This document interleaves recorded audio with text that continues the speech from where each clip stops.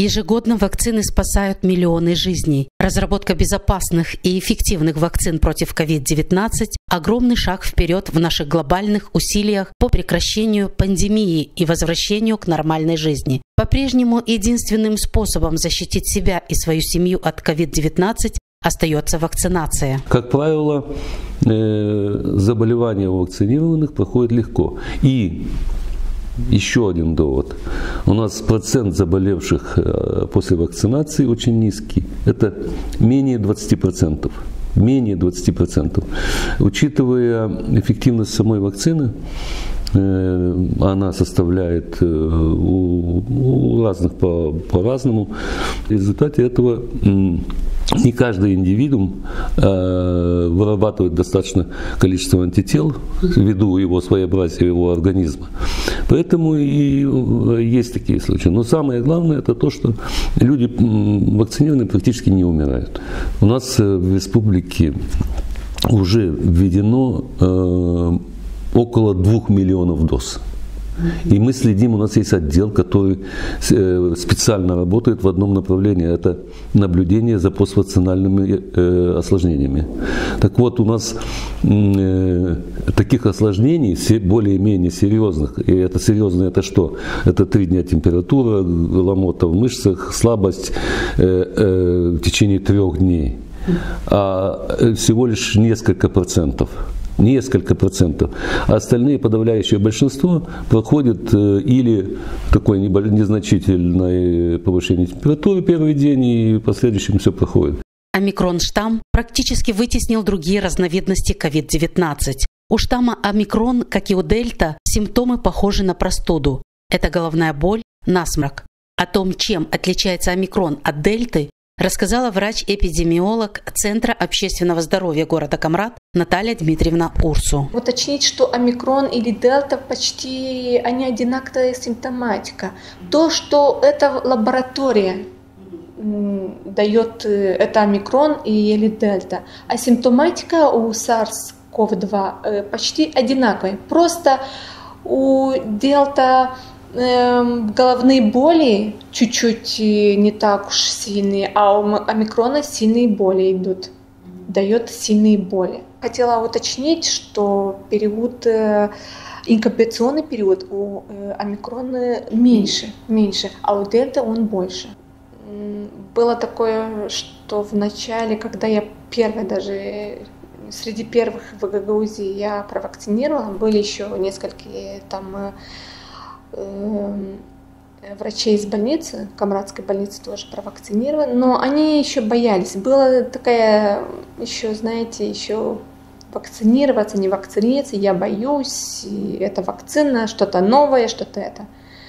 Но когда началось то, что заболеваемость и начало и смертность, это уже насторожило всех, и уже появились, и уже какие-то там начали бояться. В настоящий момент резко возросло количество беременных женщин, заболевших COVID-19. Для многих будущих мам пандемия принесла страхи, тревоги и неуверенность. Чтобы помочь женщинам сориентироваться в эти непростые времена, мы поговорили с экспертами о беременности и вакцинах от COVID-19, а также о том, как обеспечить безопасную беременность во время пандемии. Что касается беременных, было принято решение и были проведены исследования, доказательные базы, что беременные во 2-3 триместре беременности, после первых 3 месяцев беременности, могут и должны быть вакцинированы. Плюс ко всему, что если она заболеет в период беременности, это ее страховка на выживание, так скажем.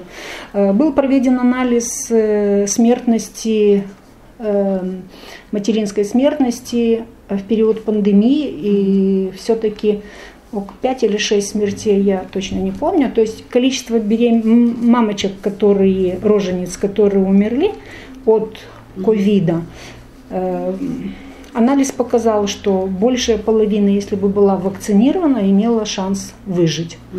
Поэтому это даже одна материнская смерть, это большая проблема для всех, особенно для семьи, это ребенок без мамы остался. Поэтому я так думаю, что если правильно ориентировать наших мамочек будущих, что это здоровье ее и ее малыша, должны быть. Ну, у нас немножко другое отношение к вакцинации в целом населения и беременных в том числе. Хотя у нас есть кто вакцинировался и после вакцинации забеременел, и родили, и у них все хорошо, и у малышей все хорошо. У нас есть кормящие мамы, которые были вакцинированы, и которые тоже все хорошо.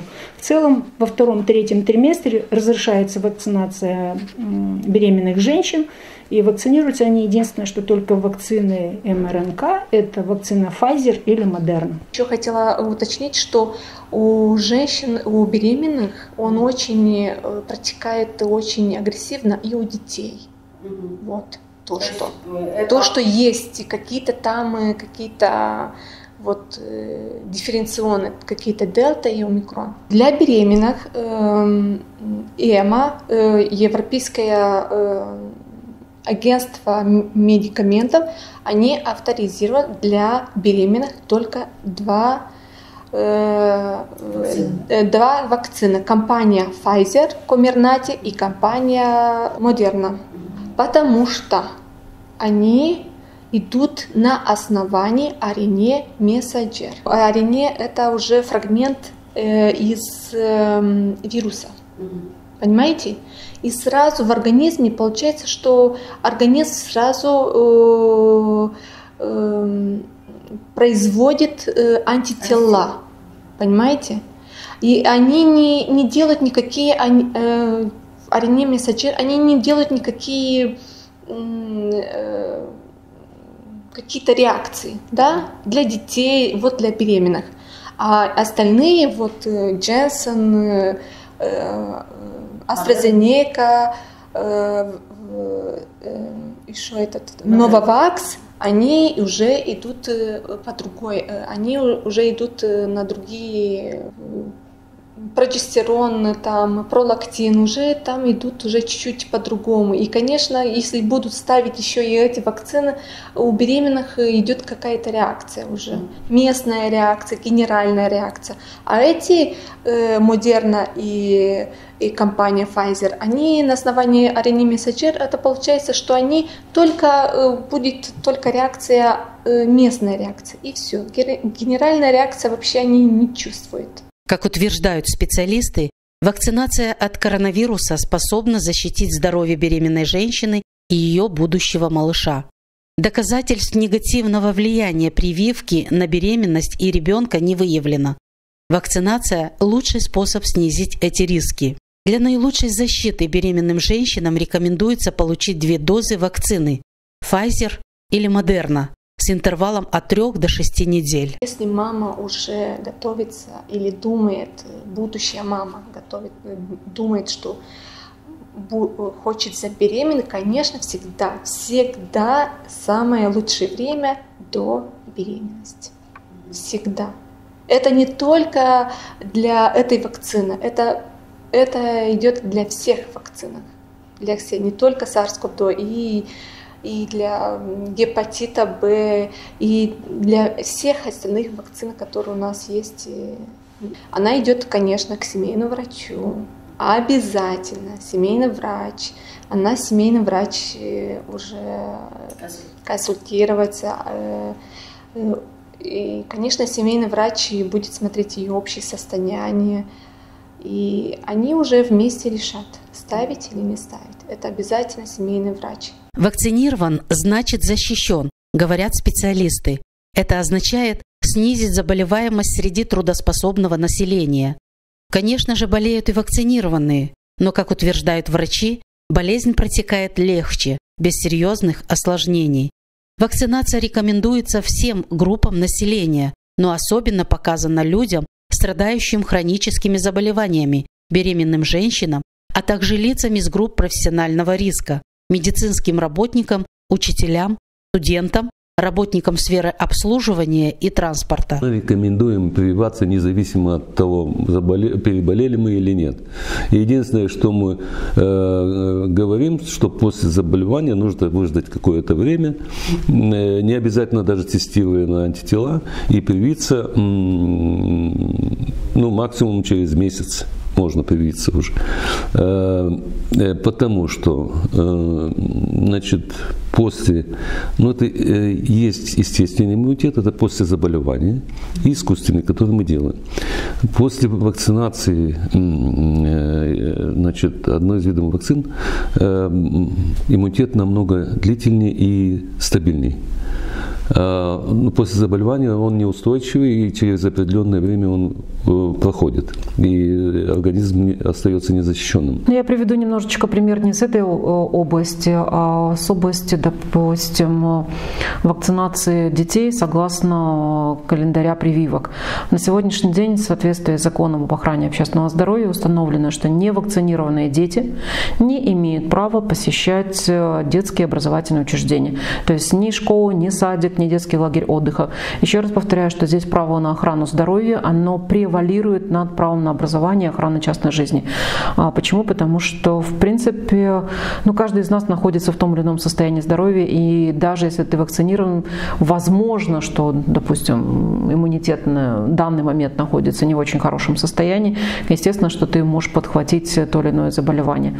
Поэтому и государство определяет, что должен быть уровень вакцинации не менее 95% по каждому виду заболевания, который на сегодняшний день, скажем так, входит в тот же календарь прививок. И думаю, что и ковид тоже войдет, скорее всего, в тот же необходимый перечень прививок, который нас ждет. Вакцины считаются одним из величайших достижений современной медицины. По данным Всемирной организации здравоохранения, ежегодно они предотвращают от 2 до 3 миллионов смертей от более чем 20 опасных для жизни заболеваний. Опрос, проведенный среди жителей Комрата, показывает, что люди вакцинируются, чтобы обезопасить свою жизнь, жизнь близких и родных людей. Обезопасила себя и свою семью. Вот у нас маленькая внучка есть, чтобы не заболели. У меня молодые, я живу с молодыми, я в риске, да. Они тоже делали себе, они работают на производстве, они тоже делали себе прививку. Я даже сейчас кормящая мать, у меня ребенок 9 месяцев. Я не рискнула, я хочу, чтобы мой ребенок вырос здоров, чтобы я потом не накормила его и что-то с ним случилось после вакцины, чтобы я себя корила за это. Лучше потерплю, я посмотрю, как обстоятельства будут. Если нас действительно заставят и нам закроют все пути, то не только я, все мы будем вакцинироваться. Так, я поставил вакцину, чтобы обезопасить себя, но все нормально. Как перенес вакцину? Отлично, без никаких эстезов. А что было? Ничего не было, только рука чуть побаливала пару часов, все, а в основном ни температуры, ничего, все отлично. Всю жизнь был этот грипп. И я думаю, что еще будет. Никуда не исчез, не исчезает. Я получила Синовак. Да, я еще в июле сделала ее. И вторую, и все, я уже не болела. Нет никакого гарантии того, что если вакцинировался, не болеешь. Потому что мы видим, люди по 4-5 вакцин поставили и тоже болеют. Каждый за себя, в общем, отвечает. Каждый как хочет, так и. Я считаю, что она не изучена, и за такой короткий период она не может быть изучена. Потому что раньше, в советское время, изучались по 5, по 10 лет. Какие-то там делались исследования. А теперь что, в течение года они сделали это на людях испытывать? Вакцинация должна, чтобы не распространять эту болезнь. И дальше. Потому что рано или поздно все равно придется вакцинироваться всем. По моему мнению. Сами вакцинировались? Да. Как вы перенесли эту вакцину? Я даже не почувствовал, честно говоря.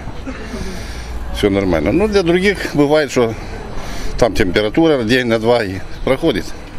Что надо вакцинироваться, по-любому надо вакцинироваться. Даже после беременности, не знаю, во время можно или нельзя, но после беременности пусть вакцинируются и пожилых, и молодых.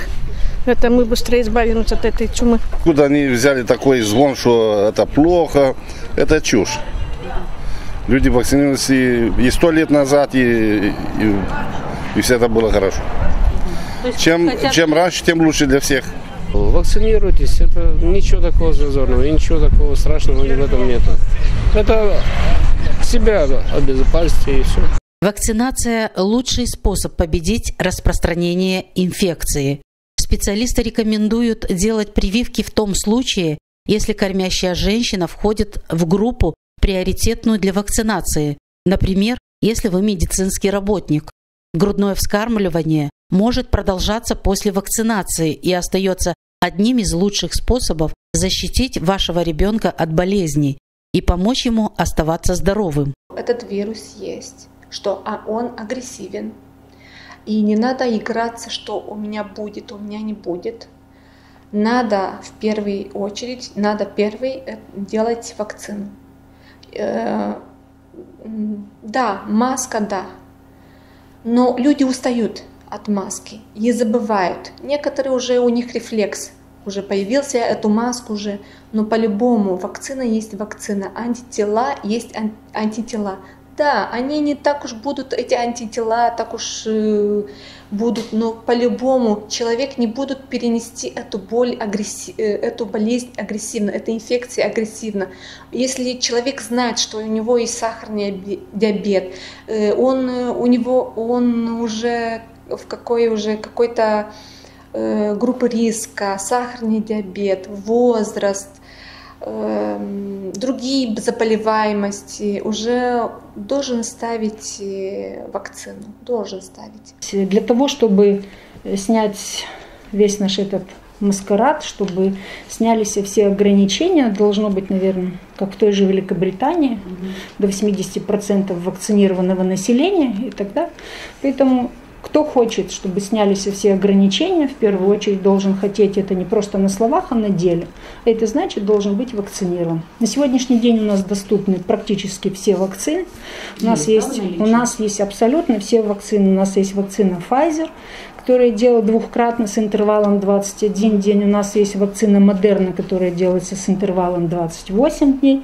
У нас есть вакцина Sinopharm, которая делается с интервалом вторая доза 21 день. И Sinovac, которая делается с интервалом 28 дней. Плюс у нас есть еще и AstraZeneca, которую изначально многие не хотели, но показала она себя очень хорошо. С интервалом тоже от 4 до 6 недель следующей вакцинации.